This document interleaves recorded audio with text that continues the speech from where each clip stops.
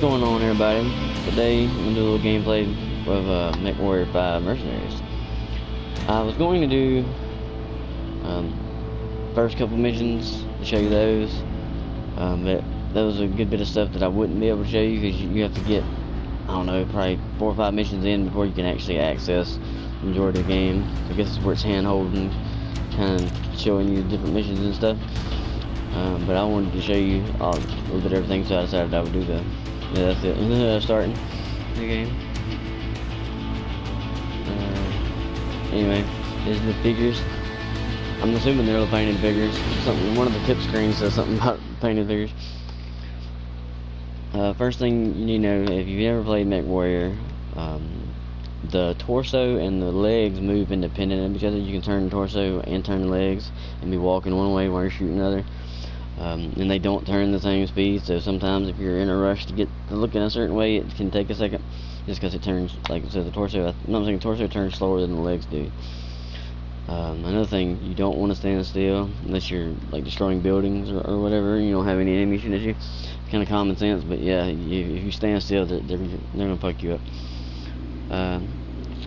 Let's see, we'll start with this. Here's some of the mechs I've got. If you're not going to use them but you want to keep them, put them in cold storage, because you have a monthly fee on the maintenance of your mechs. So you want to keep, just what you use or just what you plan on using. Put the rest in cold storage if you want to keep it. Another thing, if something is destroyed in the beginning, it doesn't do this. Beginning it repairs. If you can repair a mech, it'll do just that. It'll repair the mech. But say if you're missing something, like something like an arm gets blown off and you lose a weapon or whatever, you need to go to loadout. Let's see, I'll show you. Go to loadout instead, and then manually, like I said, go over here and put the part in. Because if you don't do that, it'll repair it, but it won't have the guns or whatever was missing. Another thing, all those little bitty slots are for stuff like heat sinks, and you have to put the ammo in for the guns that you're gonna have.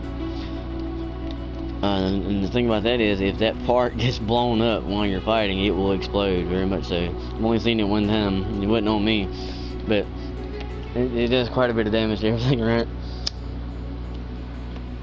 Another thing, you can actually set up the different weapons. Like say, if you want to shoot lasers and missiles at the same time, you can group them together to where one button does that.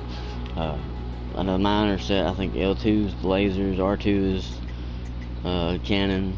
There's mine right there. I use a Centurion. It's slow as hell though. It's very slow. Here's the star map by the places you can go. Yeah. These are combat areas, and I think they're only showing up because that's where I'm close to. Another thing, whenever you want to keep, I don't know, say 2 million or so C-bills on you at all times, because as you see, the repair cost and the repair time is increased in war zones. See, by 20% and 30% respectively. So you want to keep a little bit enough to where you can get out and get to an industrial hub and then repair. That way it's a little bit cheaper, and sometimes it's cheaper to do it that way because of how much it adds. So you want to keep at least a little extra money, so you can do that if you need to. The symbols above the areas is the type of mission that's there, and you can hit. Let's see.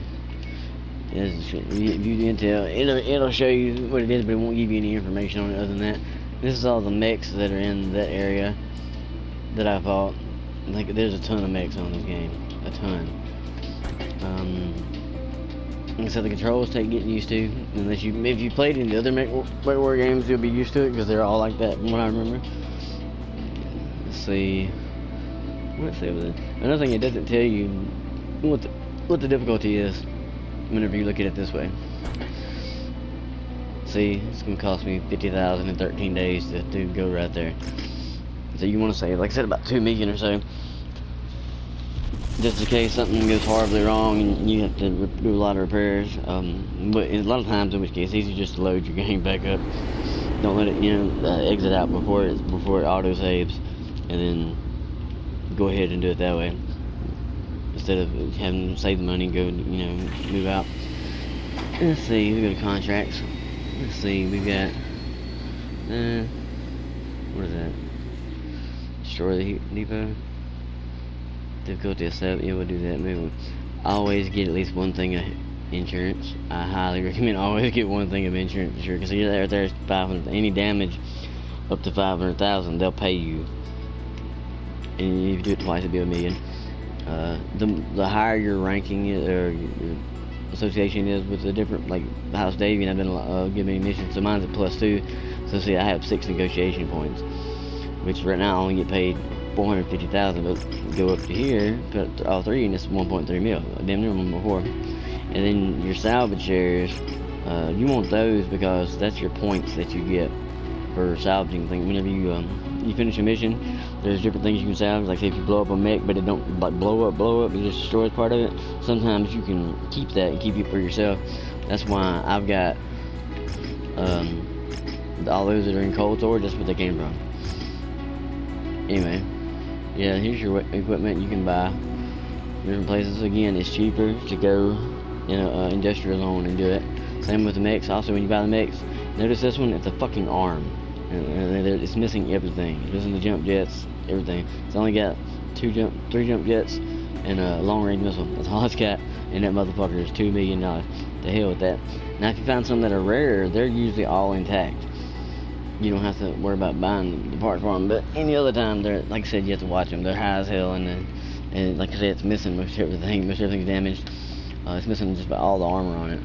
So, yeah, we're not gonna be buying that. I wouldn't buy it anyway, but you know, go back to the contracts, get my insurance, take my money up.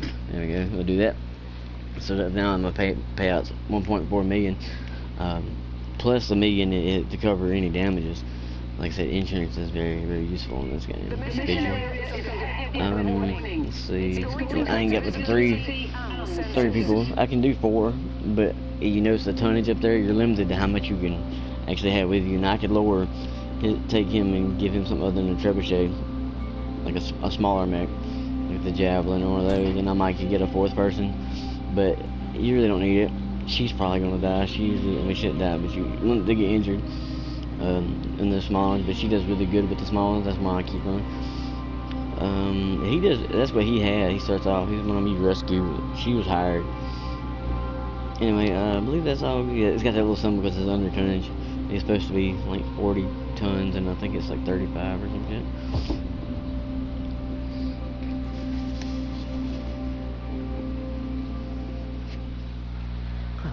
Get this mission started.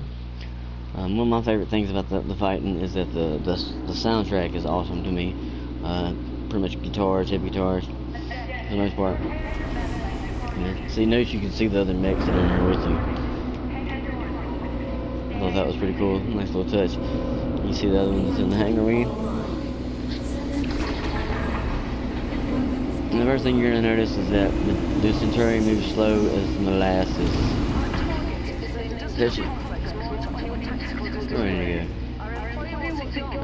Yeah, see the legs go one direction, and if you've played the other MechWarrior games, you're accustomed to that. That's nothing new. But even if you are accustomed, it still takes time to get used to. See how much faster that one's going than this one? This one, hey, alright, some loot. You notice the mech thing on the left. When you get damaged, the outline will change color where it was damaged at, and that's actually the armor, not the part. So as long as even if you lose all the armor, as long as the middle part doesn't change to red or disappear, you're good. You just have to repair the armor. You won't actually lose, and you won't lose whatever weapon is there. Let's see. You notice on the right side, that's your weapons, and the little blue bar is your cooldown bar.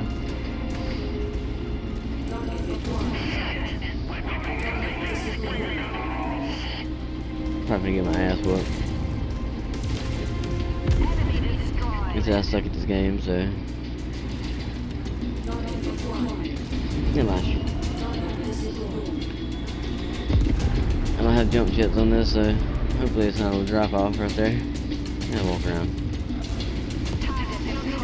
I said you want to definitely keep moving.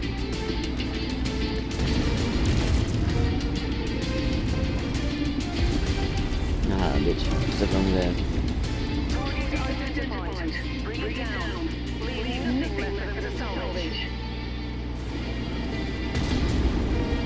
So this here.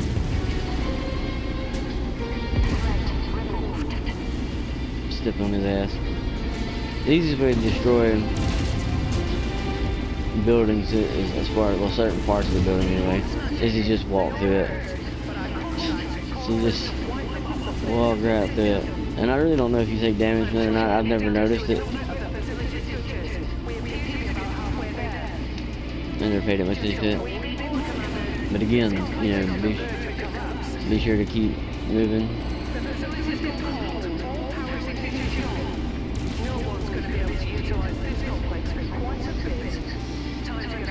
Really, that's all? Where I gotta go? There it is. Can't believe there wasn't no mechs here. Guess that's why it was only a rating, difficulty of 7. I don't know what it goes up to. In a situation like this, so you can see your lance mates. You can see what their damage rate is compared to their little bar shows their stuff. Another thing is the little bar to the right of the map down there is your cool, your temperature. It's pretty cool if you're on an ice planet or an all ice place. It just about won't fill up. I mean, it probably can if you fire enough lasers back to back, but generally it'll keep you cool. Whereas on hot planets it's the opposite. You'll overheat real fast, and you don't want to overheat in the middle of the ship because the mech shuts down. It takes it a couple seconds, and then it starts back up. And like I said, it takes a couple seconds from there too. So you get your ass handed to you. And if you're unlucky, they might shoot the cockpit or something and blow it up. They blow it up, it didn't matter about the rest of it, you die. Or you lose it. Game over, what are you gonna do?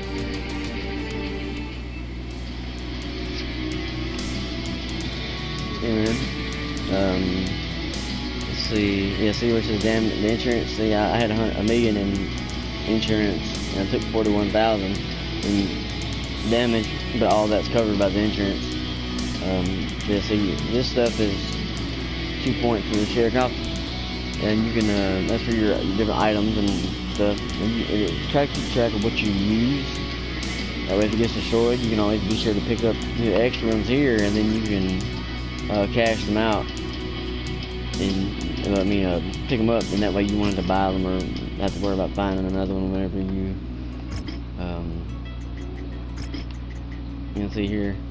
Another thing I was pointing out, I ain't have anything destroyed, so I can just use repair max. See, it's an extra 2,000 an extra day for doing it in a conflict zone. But if anything is destroyed, you have to go to loadout and actually manually add it back in. If you don't, if you just go to repair all, or if you just go to repair, it'll repair the mech, but you won't get the weapon or whatever replaced. So ultimately, just go to it. But as long as it's just damage or whatever, like armor damage or whatever, you can just click on repair. So that takes 2, 3. It wouldn't take that long if I was outside of a conflict zone. Wouldn't cost as much either. Anyway, that's pretty much it as far as what I'm gonna show. Like I said, the important thing is it's a very fun game. It's good stuff.